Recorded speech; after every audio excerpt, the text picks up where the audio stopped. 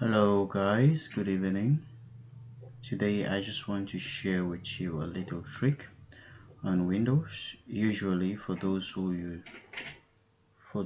use Windows often, usually to power off your PC, you go to Windows, select power and then click on shutdown, which is quite okay, but this might seem long for someone who is in a haze and for someone who uses your PC often or your desktop often, and you may want a shortcut to off your PC.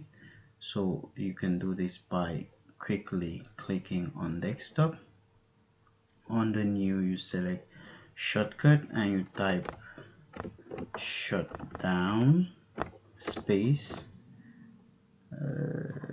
S space T space 0, and you select next and finish.